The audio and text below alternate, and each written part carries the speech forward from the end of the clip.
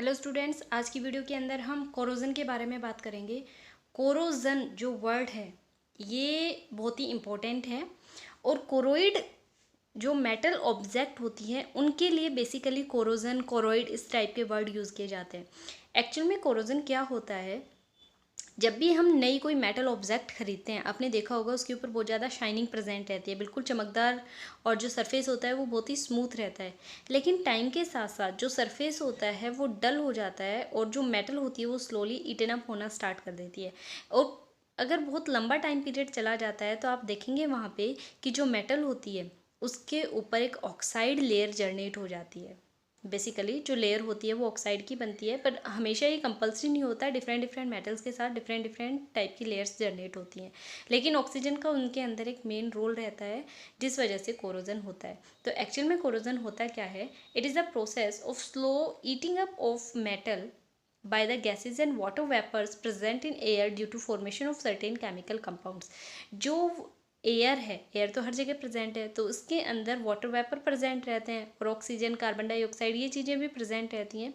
तो वो उस मेटल ऑब्जेक्ट के साथ जाके जो उसका बिल्कुल बाहर वाला जो सरफेस होता है, आउटरमोस्ट जो लेयर होती है, उसके साथ जाके वो रिएक्ट करना स्टार्ट कर देते हैं और धीरे धीरे क्या करेंगे, केमिकल कंपाउंड्स के अंदर कन्वर्ट करवा देंगे उस मेटल ऑब्जेक्ट के आउटर सरफेस को, जिस वजह से जो मेटल होती है उसकी स्ट्रेंथ वीक हो जाती है और वो कोरोइड हो जाती है। अगर ये केस होता है सिर्फ आयरन के केस में, अगर आयरन जो है, ओके, हम इसे किससे रिप्रेजेंट करते हैं, आयरन को Fe से। आयरन जो है ये भी अगर ऑक्सीजन के प्रेजेंस में और वाटर के प्रेजेंस के अंदर रिएक्ट कर जाती हैं, ये दोनों चीज़ें अगर आयरन ऑब्जेक्ट के साथ रिएक्ट करती हैं तो ये भी इसे एक कंपाउंड के अंदर कन्वर्ट करवा देंगी, जिसका फॉर्मूला क्या होता है Fe2O3.XH2O, और इसे क्या बोला जाता है, हाइड्रेटेड फेरिक ऑक्साइड। क्या बोला जाएगा इसे, हाइड्रेटेड फेरिक ऑक्साइड। ये आयरन था, ये ऑक्सीजन और ये वाटर एक्स अमाउंट के अंदर लिया हुआ है, यानी इसकी जो कंसनट्रेशन है वो वरी कर सकती है। तो ये कन्वर्ट होता है Fe2O3.XH2 के अंदर, और XH2O जो है ये हाइड्रेटेड फॉर्म ऑफ वाटर है, तो यहाँ पे हाइड्रेटेड फेरिक ऑक्साइड के अंदर कन्वर्ट हो गया ये। क्लियर? और आयरन जब इस तरीके के प्रोडक्ट में कन्वर्ट होता है तो इसे स्पेशली इस टाइप के कोरोजन को जाना जाता है रस्ट के नाम से। ओके, और इस प्रोसेस को बोला जाता है रस्टिंग ऑफ आयरन। क्या बोला जाएगा, रस्टिंग ऑफ आयरन। तो इस चीज़ का आपको ध्यान रखना है। ठीक है तो कोरोजन प्रोसेस ही, लेकिन आयरन के केस में, सिर्फ आयरन जो मेटल होती है उसके केस में इसे रस्ट बोला जाता है और रस्टिंग ऑफ आयरन के नाम से इसे जाना जाता है। अब जो आयरन ऑब्जेक्ट है, देखिए जो आयरन है इसका एग्जांपल हम यहाँ पे बेसिकली इसे इसलिए पढ़ते हैं क्योंकि आप अपनी डेली लाइफ के अंदर जो सबसे मेन कोरोजन देख सकते हैं वो आयरन ऑब्जेक्ट्स के ऊपर देख सकते हैं। जैसे हमारे खिड़की दरवाजे वगैरह होते हैं, जंगली चौखट जो होते हैं इनको, या फिर बहुत सारी गैजेट्स होते हैं, साइकिल है, हमारे जो व्हीकल्स वगैरह होते हैं, तो इनके जो आयरन के बने हुए, आजकल तो स्टेनलेस स्टील ने बहुत सारी चीज़ों को रिप्लेस कर दिया है, लेकिन अगर पुरानी चीज़ें हैं और आयरन की बनी हुई हैं तो आप देखेंगे उनके ऊपर जंग लगना शुरू हो जाता है। उसी प्रोसेस को हम क्या कहते हैं, रस्टिंग ऑफ आयरन के नाम से जानते हैं। ओके, तो ऐसे क्या क्या फैक्टर हैं जो कोरोजन को प्रमोट करते हैं कि कोई भी चीज़ जो है वो कोरोइड हो जाती है, उन पे रस्ट लग जाता है। तो एक तो मेटल कितनी रिएक्टिव है, फर्स्ट जो चीज़ है, कौन कौन से फैक्टर इसे अफेक्ट कर रहे हैं। फर्स्ट है रिएक्टिविटी ऑफ मेटल। जितनी ज़्यादा एक्टिव मेटल होगी कोरोजन प्रोसेस उतनी ही फास्ट होगी उसके अंदर। सेकंड है एयर और मॉइस्चर। अगर एयर और मॉइस्चर दोनों चीज़ें एक साथ मिल जाती हैं, एयर और दूसरा क्या बताया मैंने, मॉइस्चर, अगर दोनों चीज़ें एक साथ मिल जाती हैं उस टाइम के ऊपर कोरोजन प्रोसेस फास्ट हो जाएगी। अगर इन दोनों में से एक भी चीज़ एब्सेंट है तो कोरोजन नहीं होगा। इसके अलावा है uneven surface, uneven metal surface. अगर मेटल जो सरफेस है वो अनइवन टाइप का है, यानी स्मूथ सरफेस नहीं है, तो उस टाइम के ऊपर भी क्या होगा, अनइवन सरफेस है तो जो मेटल है उसमें कोरोजन जल्दी लगेगा। अगर बहुत ही स्मूथ सरफेस है जहाँ पे एयर या मॉइस्चर के एंटर करने की जगह ही नहीं है बिल्कुल भी, तो वहाँ पे थोड़ा स्लो डाउन रहेगा इसका जो रेट होता है। इसके बाद है प्रेजेंस ऑफ सोल्ट।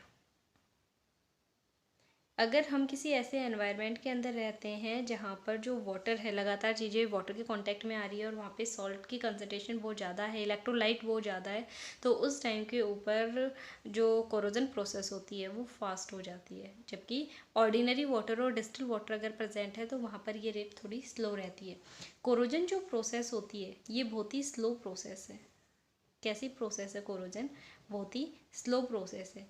ये मैनी डेज टू ईयर्स लगा देगी कंप्लीट होने में, यानी बहुत ज़्यादा दिन से, महीने, इनफैक्ट साल तक लग जाते हैं इसे कंप्लीट होने में। यानी ये बहुत ही स्लो प्रोसेस होती है। ऐसा नहीं है कि आज हम कोई नया ऑब्जेक्ट खरीद के लेके आए और शाम तक देखा उसमें तो कोरोजन लग गया ना, ऐसा नहीं होता है। बहुत ज़्यादा लॉन्ग टाइम पीरियड ये कंज्यूम कर जाते हैं कोरोजन जो प्रोसेस होती है इसे कंप्लीट करने में। मैं यहाँ पे आपको एक एग्जांपल दिखाना चाहूँगी। इसमें देखिए, जैसे 3 टेस्ट ट्यूब ली, तीनों के अंदर एक में सिर्फ ड्राई एयर है, मॉइस्चर बिल्कुल भी प्रेजेंट नहीं है। दूसरी जो है इसमें एयर प्रेजेंट है एंड बॉइल्ड डिस्टिल वाटर है, बॉइल्ड डिस्टिल वाटर है, और इसके ऊपर क्या कर रखा है हमने, लेयर ऑफ ऑयल बना रखी है। ये जो दिखाई दे रहा है ना ब्राउनिश कलर का, ये ऑयल की लेयर बना रखी है। अब देखिए, अगर ड्राई एयर प्रेजेंट है, मॉइस्चर है ही नहीं, तो आपने अगर नेल्स, आयरन नेल्स जो कीलें होती हैं, कील आयरन की, वो इसके अंदर डाली हुई है, तो उस टाइम के ऊपर अगर मॉइस्चर बिल्कुल भी नहीं है तो आपकी आयरन नेल को कभी भी जंग नहीं लगेगा, कभी भी रस्टिंग प्रोसेस नहीं होगी, एज इट इज़ प्रेजेंट रहेगी। सेकेंडली, अगर एयर प्रेजेंट है और वाटर भी प्रेजेंट है और जो हमारी आयरन नेल है उन्हें हमने वाटर के अंदर डिप करवा रखा है, लेकिन एयर और वाटर आपस में कनेक्टेड नहीं है। क्यों? क्योंकि हमने इसके ऊपर क्या कर दिया, लेयर ऑफ ऑयल बना दी। ऑयल जो होती है ना, ये प्रिजर्वेशन का काम करती है, एयर के कांटेक्ट को कट कर देती है वाटर के साथ। ठीक है, तो अगर जब तक ये ऑयल की लेयर यहाँ पे बनी हुई है, एयर और वाटर एक दूसरे के कांटेक्ट में नहीं आते हैं, तब तक इसके अंदर जो नेल्स हैं, आयरन नेल्स, वो बिल्कुल सेफ रहेंगी, इनका कुछ भी नहीं बिगड़ेगा। लेकिन अगर जो रस्ट है, कब होगा, एयर भी प्रेजेंट है, वाटर भी प्रेजेंट है, कोई ऑयल की लेयर नहीं है, और हाफ तो ये एयर के कांटेक्ट में, हाफ वाटर के कांटेक्ट में है, तो तुरंत जो रस्टिंग प्रोसेस होती है वो वहाँ पे वर्कआउट करना शुरू कर देगी। और कुछ टाइम के बाद, कुछ दिन के बाद जब आप देखेंगे तो कंप्लीट जो आयरन नेल थी वो रस्ट जो प्रोसेस है उस पर डोमिनेट कर चुकी होगी। यानी आपको फैक्टर्स का पता चल गया ना, कि अगर दोनों चीज़ें एक साथ मिलती हैं तभी जो रस्टिंग प्रोसेस है वो फास्ट होगी, अदरवाइज नहीं होगी। अब जो कोरोजन प्रोसेस है, इसके हार्मफुल इफ़ेक्ट क्या क्या हैं? अब देखिए, जैसे ब्रिजेस वगैरह बनाए जाते हैं, मोटर व्हीकल्स वगैरह बनाए जाते हैं, ऑटोमोबाइल कंपनीज़ हैं, या फिर हम हाउस होल्ड जो चीज़ें होती हैं इनका यूज़ करते हैं, तो इन सब के अंदर जो कोरोजन प्रोसेस होती है वो इनके स्ट्रेंथ को कम कर देती है। ऐसा नहीं है कि एक बार हमने कोई चीज़ बना दी तो वो लॉन्ग लास्टिंग है, लाइफ टाइम के लिए अब हम सेफ हो गए। कुछ साल, मान लो 50 साल, 80 साल, इतने टाइम तक चल जाएगी चीज़, लेकिन फिर कभी ना कभी तो वो ख़राब हो ही जाएगी, क्योंकि कोरोजन जो प्रोसेस है वो धीरे धीरे काम करती है वहाँ पे, तो वो धीरे धीरे अपना काम करती रहेगी और कभी ना कभी उस चीज़ को ख़राब कर देगी। तो इस तरीके से जो कोरोजन प्रोसेस होती है इसके हार्मफुल इफ़ेक्ट भी देखने को मिलते हैं। और तो जो इस चीज़ से बचने के लिए कि कोरोजन को हम कम कर सकें, इसके रेट को, क्या किया जाए? तो प्रिवेंशन ऑफ कोरोजन के भी कुछ एक मेथड होते हैं। Prevention of corrosion. अब क्या करें कि कोरोजन को प्रिवेंट किया जा सके? फर्स्ट, सबसे पहले पेंटिंग। हम अपने दिवाली पे करते हैं ना, खिड़की दरवाज़ों पे पेंट लाके करना शुरू कर देते हैं, जंगली चौखट जो होती हैं इनके ऊपर, या फिर जो भी हमारे मेटेलिक ऑब्जेक्ट्स होते हैं जो आयरन के, स्पेशली आयरन के बने हुए होते हैं, तो पेंट क्या करता है, उसके ऊपर एक लेयर बना देता है जिससे जो एयर है वो डायरेक्ट मेटल के कॉन्टेक्ट में नहीं आ पाती है, वाटर हो या फिर एयर जो होता है। तो जब तक पेंट की लेयर उसके ऊपर प्रेजेंट है तब तक तो रस्टिंग प्रोसेस हो नहीं सकती, उसके बाद वो रस्टिंग प्रोसेस जो है स्टार्ट हो सकती है। तो टाइम टाइम पे हमें पेंट करते रहना पड़ेगा। ऐसा नहीं है कि एक बार पेंट करके हम लाइफ टाइम के लिए उसे प्रोटेक्ट कर सके। दूसरा है ऑयलिंग एंड ग्रीसिंग। बहुत सारे जो मशीनरीज होती हैं उनके पार्ट्स ऐसे होते हैं जहाँ पर पेंट करना हमारे लिए पॉसिबल ही नहीं होता, यानी पेंट जो है वहाँ तक जा ही नहीं सकता है, ब्रश वगैरह जिस भी चीज़ की हेल्प से हम पेंट वगैरह करते हैं।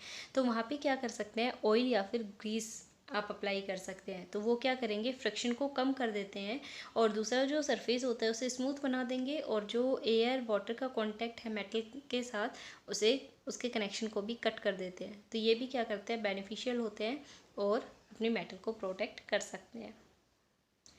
इसके बाद है इलेक्ट्रोप्लेटिंग।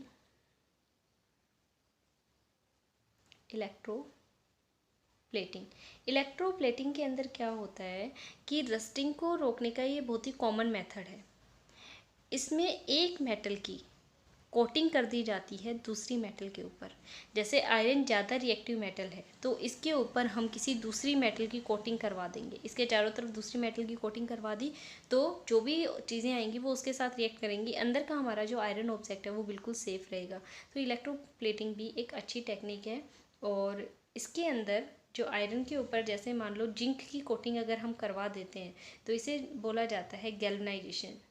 जी, गैल्वनाइजेशन जो प्रोसेस होती है ये काफ़ी इंपॉर्टेंट प्रोसेस होती है। और गैल्वनाइजेशन जो है इसमें आयरन ऑब्जेक्ट के ऊपर जिंक की कोटिंग करवाई जाती है और ये काफ़ी इफ़ेक्टिव रहती है। ठीक है, लेकिन ज़रूरी नहीं है सिर्फ अगर जिंक की करवा रहे हैं तो हम गैल्वनाइजेशन कहेंगे, या फिर कोई भी जो मोर रिएक्टिव मेटल होगी उसकी लेस रिएक्टिव मेटल के ऊपर कोटिंग जब करवाई जाती है तो उसे इलेक्ट्रोप्लेटिंग के नाम से जानते हैं। वो क्रोमियम हो सकती है, निकल हो सकती है, एल्यूमिनियम हो सकती है, इस तरीके से। इसके बाद है और भी इफ़ेक्टिव जो चीज़ है वो है अलॉइंग। अलॉइंग के अंदर क्या होते हैं, अलॉय के अंदर कन्वर्ट करवा लेते हैं, यानी जो एक मेटल है उसे दूसरी मेटल के साथ मिक्सअप करवा देते हैं और उसके बाद मेटल या फिर नॉन मेटल भी हो सकती है जिसके साथ हम मिक्स करवा रहे हैं, जिससे उसकी प्रॉपर्टीज़ के अंदर कुछ चेंजमेंट आ जाता है और वो रस्ट के अगेंस्ट खुद से ही रस्ट को मतलब रस्टिंग प्रोसेस जो है उसके अंदर फिर नहीं हो सकती है। तो आयरन को इस चीज़ से बचाने के लिए उसे स्टेनलेस स्टील के अंदर कन्वर्ट कर दिया जाता है कार्बन ऐड करके। तो इस तरीके से जो अलॉय होते हैं ना वो भी काफ़ी इंपॉर्टेंट होते हैं। हालांकि अलॉय के बारे में हम नेक्स्ट वीडियो के अंदर डिटेल में बात करेंगे। तो ये आपका जो कोरोजन है बहुत इंपॉर्टेंट है, लगभग हर साल पूछा जाता है इस पर क्वेश्चन, तो अच्छी तरीके से प्रिपेयर करें।